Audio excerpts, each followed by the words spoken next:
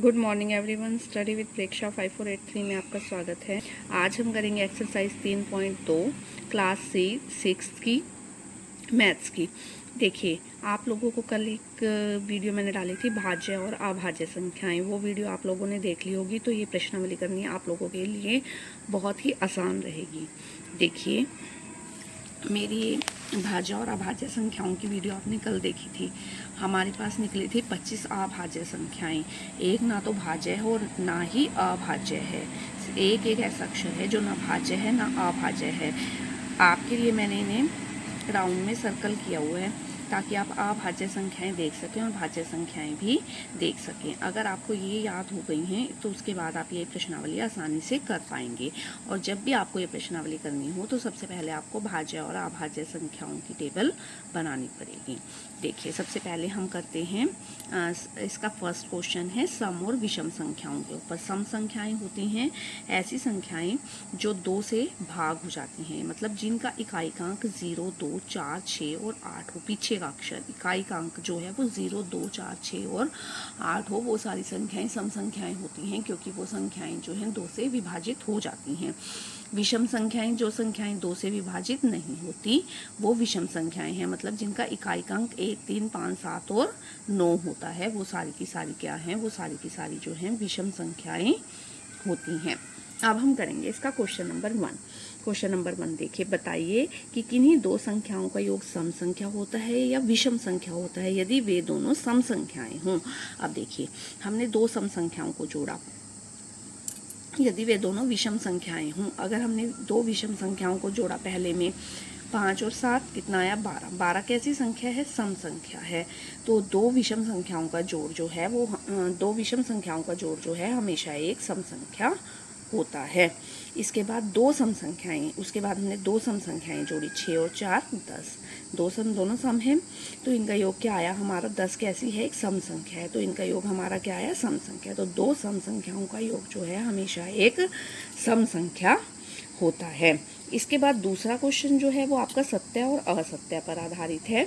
देखिए, वो आप बुक में देखिए, 3 विषम संख्याओं का योग सम संख्या होता है। अब हमने 3 विषम संख्याएं जोड़ी, 1, 3 और 5, ये विषम संख्याएं हैं। इनका जोड़ कितना आया 9। 9 एक सम संख्या है नहीं, 9 एक विषम संख्या है, तो ये हमारा क्या हो गया, असत्य। पहले वाला क्वेश्चन हमारा क्या हो गया, असत्य। उसके बाद दूसरे पर चलते हैं। दो विषम संख्याएं ले ली, 1 और 3, और एक सम संख्या ले ली 2, तो इनका जोड़ कितना आया 6। इसका योग हमेशा सम संख्या होता है। यस, ये हमारा आया है सत्य, इसको हमने लिख लिया सत्य। अब 3 विषम संख्याओं का गुणनफल, 3 विषम संख्याएं ली, 3, 5 और 3, ये तीनों विषम संख्याएं हैं। 5 दिए 15, 15 दिए 45, इनका गुणनफल क्या आया, 45 आया, जो एक विषम संख्या है। और दूसरा लेकर देखा है 1, 3 और 5, 5 दिए 15, 15 एकम 15, ये भी एक विषम संख्या है, तो इनका गुणनफल विषम संख्या होता है। ये आया हमारा सत्य, ये क्या है, सत्य है। यदि किसी सम संख्या को 2 से, यदि किसी सम संख्या को 2 से भाग दिया जाए, किसी सम संख्या को 12 को हमने 2 से भाग किया 6 आ गया, 8 को हमने 2 से भाग किया 4 आ गया, तो भागफल हमेशा एक विषम संख्या होता है, ये हमारा असत्य है। सभी अभाज्य संख्याएं विषम होती हैं, ये भी असत्य है। अभाज्य संख्याएं, भाज्य और अभाज्य जो हमने कल पढ़ी थी, तो सबसे छोटी अभाज्य संख्या क्या है हमारी, 2 है। 2 विषम नहीं है, तो ये हो गया हमारा असत्य। असत्य 2 एक ऐसी अभाज्य संख्या है जो विषम नहीं है। ठीक है, अभाज्य संख्याओं के कोई गुणनखंड नहीं होते हैं। 2 गुणनखंड तो होते हैं अभाज्य संख्याओं के, एक तो वही संख्या खुद और एक, तो ये भी हमारा असत्य है। जैसे हमने 23 लिया, 23 के कौन से गुणनखंड हैं, 1 और 23, तो ये असत्य है। 2 अभाज्य संख्याओं का योग, 2 अभाज्य संख्याएं हमने जोड़ी, 2 और 3 जोड़ी 5, सम संख्या होता है, सदैव सम संख्या होता है, ये भी असत्य है। 5 आया, 5 कैसा है, विषम है, ये भी हमारा असत्य है। केवल 2 ही एक सम अभाज्य संख्या है, सम भी है और अभाज्य संख्या भी है, ठीक है, ये हमारा कैसा है, सत्य है। सभी सम संख्याएं भाज्य संख्याएं भी होती हैं, असत्य। 2 ऐसा है जो भाज्य संख्या है, अभाज्य संख्या है, तो ये भी क्या हो गया, असत्य हो गया, क्योंकि सभी सम संख्याएं, तो कहा है उसने भाज्य संख्याएं होती हैं। अब दो सम संख्या भी है लेकिन अभाज्य है, तो ये असत्य हो गया। दो सम संख्याओं का गुणनफल सदैव सम संख्या होता है। अब दो सम संख्याएं हमने जोड़ ली, 2 और 4 8 आ गया, 4 दूनी 8 आ गया। दो सम संख्याओं का गुणनफल सदैव सम संख्या होता है, ये हमारा सत्य है। अब आगे चलते हैं।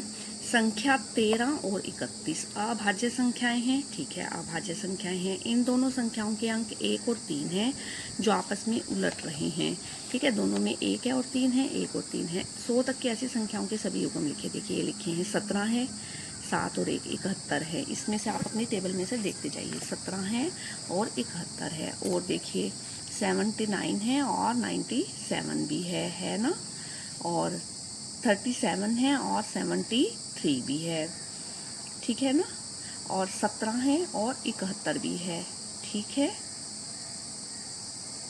और 37 है और 73 भी है। यहाँ पे आप और लिख सकते हैं, 37 भी है और 73 भी है। ऐसे बहुत सारे युग्म हो सकते हैं, ठीक है, ये लिख लीजिए आप। इसके बाद 20 से छोटी सभी भाज्य और अभाज्य संख्याएं लिखिए। 20 से छोटी, पहले हमने लिखी अभाज्य संख्याएं। अभाज्य कौन सी हैं, 2 3 5 7 11 13 17 और 19। अब हमने लिखनी है भाज्य संख्याएं, 4 6 8 9 10 12 14 15 16 18 और 20 यहाँ पे लिखी हैं भाज्य संख्याएं और अभाज्य संख्याएं जो आपको लिखनी है, ठीक है। इसके बाद हम चलते हैं क्वेश्चन नंबर 5 पर। क्वेश्चन नंबर 5 देखिए, 1 से 10 के बीच की सबसे बड़ी अभाज्य संख्या लिखिए। 1 से 10 के बीच की सबसे बड़ी अभाज्य, ये 1 से 10 वाली लाइन है, इसके बीच की सबसे बड़ी अभाज्य संख्या कौन सी है, 7 है। लिख दिया हमने, कौन सी है, 7 है। निम्नलिखित को दो विषम अभाज्य संख्याओं के योग के रूप में व्यक्त कीजिए। अब आपको 44 बनाना है, दो अभाज्य संख्याएं लेकर आपको क्या बनाना है, 44। 44 कैसे बनाएंगे आप, दो अभाज्य संख्याएं लेकर, देखिए 44 बनाना है आपको, कैसे आएगा, 43 और 3 कितने हो गए, 44। 41 और 44 बनाना है ना, 41 और 3 कितने हो गए, 44, ठीक है, और 37 और 7 कितने हो गए, 44, ठीक है। इस तरह आप ये लिखेंगे, देखो 41 और 3 44, 31 और 13 ये भी 44 होगी, 3 और 1 4 44, 37 और 7 ये भी कितने हो गए, 44। इसके बहुत सारे आंसर हो सकते हैं जो आप इस टेबल में से ढूंढेंगे, ठीक है। इसी तरह आपको 36 बनाना है, दो संख्याएं जोड़ के, 31 और 5 36, 29 और 7 36, बाकी आप इसमें से ढूंढेंगे अपने आप। हमने तो एक लिखना था, मैंने आपको 2 2 3 3 लिखकर बताए हैं। 24 19 और 5 जोड़ेंगे 24, 17 और 7 जोड़ेंगे 24, 18 बनाना है, 13 और 5 18, 11 और 7 18, बाकी आप अपनी इस टेबल में से ढूंढकर खुद लिख लेंगे, ठीक है। इसके बाद हम चलते हैं क्वेश्चन नंबर 7 पर। क्वेश्चन नंबर 7 पढ़ते हैं, देखिए, अभाज्य संख्याओं के ऐसे 3 युग्म लिखिए जिनका अंतर 2 हो। ऐसे आपको 3 युग्म लिखने हैं इस टेबल में से देखकर जिनका अंतर 2 है। जैसे 13 में से 11 गए 2, 7 में से 5 गए 2, 5 में से 3 गए 2, 43 में से 41 गए 2, ठीक है, और देखिए 73 में से 71 गए 2, ठीक है। आपको कोई भी 5 लिखने हैं, 19 में से 17 गए 2, ठीक है, ये लिखे हुए हैं। आप अपनी मर्जी से और भी लिख सकते हैं इस टेबल में से देखकर। 13 में से 11 गए, 5 में से 3 गए, 7 में से 5 गए, 19 में से 17 गए, 73 में से 71 गए। आप अपनी मर्जी से और भी इस टेबल में से जोड़कर देखकर लिख सकते हैं, ठीक है। हम चलते हैं क्वेश्चन नंबर 8 पर। इनमें से कौन सी संख्याएं अभाज्य हैं, ये तो आपको पता है, आप टेबल कई बार बना चुके हैं तो आपको पता है। इसमें से 23 अभाज्य संख्या है और 37 जो है अभाज्य संख्या है। 23 और 37 जो है वो अभाज्य संख्याएं हैं।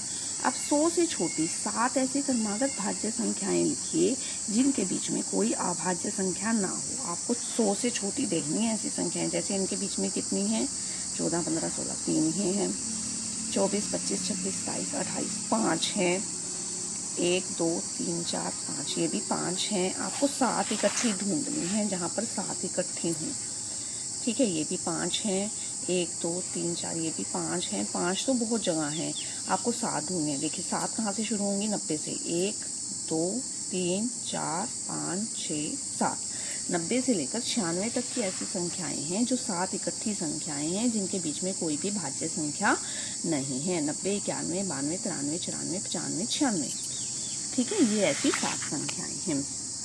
इसके बाद निम्नलिखित संख्याओं को प्रत्येक को 3 अभाज्य संख्याओं के रूप में लिखना है। 21 को, 31 को, 53 और 61, ये हमें लिखने हैं 3 संख्याओं का जोड़। 3 संख्याओं का जोड़ होना चाहिए। 21 हमने लिखा 11 + 7 + 3, 11 और 7 20, 11 और 7 18, 19 20 21, 13 और 5 18, 19 20 21, 31 लिखना है।